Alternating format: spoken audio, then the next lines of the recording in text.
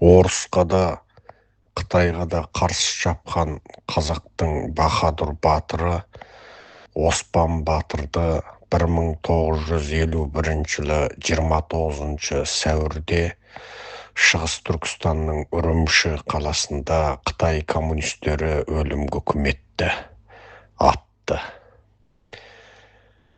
Дәл қазір сол Оспан батырды атқан 1950-51 жылы 500 миллион қазақты Шығыс Түркістанда қырып тастаған Қытай коммунистері Қазақстанды жаулап алды.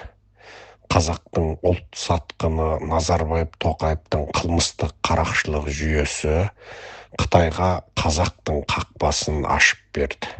Сөйтіп, Шығыс Түркістанды жаулаған Қытай. Сонау Атлах шайқасынан кейін әзер дегенде орталық Азияға әзер кіріп, Түркістан даласына аяғын әзер тигізген залым Қытай. Атлах шайқасынан кейін араға мыңдаған жылдарды салып әзер дегенде Шығыс Түркістанды жаулап еді. Енді мына сатқын Назарбаев Тоқаевтың Қытай құл саясатының нәтижесінде міне Қазақстанды жаулап жатыр. Қазір қырғыз да, өзбек те, тәжік те, түрікпен де Қытайдың құлына айналып барады.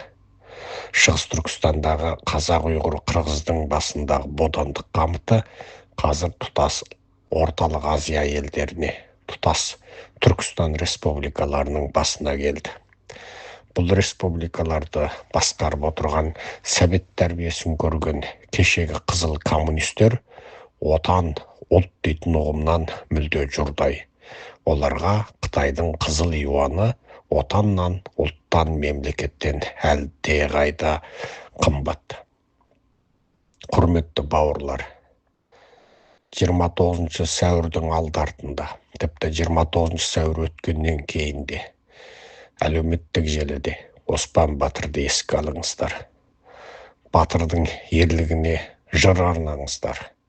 Батырдың рухына Құран бағыштаңыздар. Шексіз құдірет иесі, шексіз мейірім иесі жаратушы Алладан батырға жақсылық тілеңіздер. Жәннатта жаны шалқысын деп дұға жасаңыздар. Оспан батырды еске алу арқылы Қытай экспансиясына наразылығымызды білдірейік. Және сол Оспан батырдың Қытайға қарсы, Орысқа қарсы күресін жалғастырған атажұрттың 18 азаматын нақақтан нақақ 5 жылға соттап жіберген мына зұлым жүйенің Қытай құл саясатына наразылығымызды білдірейік. Ашық, анти-Қытай сөйлей алмасаңыз, қорықсаңыз, тек қана Оспан батырды еске алыңыз, суретін салыңыз, жариялаңыз, дұға жасаңыз, Құран бағыштаңыз. Қысқасы, сөйлеңіз, айтыңыз, жазыңыз, видео, аудио, жазба жариялаңыз. Оспан батырды еске алу арқылы ұлттық рухымызды дәріптейік. Үнсіз қалмаңыз.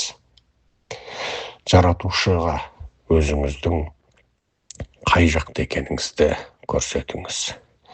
Елін, жерін, отанын қорғаған бұл батырларды дәріптеу, ақиқат үшін күрескен бұл батырларды дәріптеу жаратушының жақсылығына жеткізетін игі амалдарға жатады.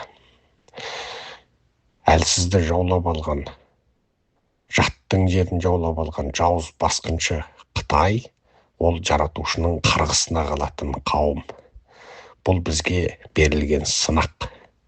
Ал өз елін, өз отанын Қытайға сатып отырған мына зұлымдарға жақтас болу, мына зұлым жүйенің жақтасы болу, ол да жаратушының қарғысына апаратын жаман амалдардан болады. Біз әлсіз болсақ та, өзіміздің ісіміз, қарекетіміз арқылы, сөзіміз, тілегіміз арқылы аққа жақ болатынымызды, қараға қарсы болатынымызды білдірейік, үнсіз қалмайық.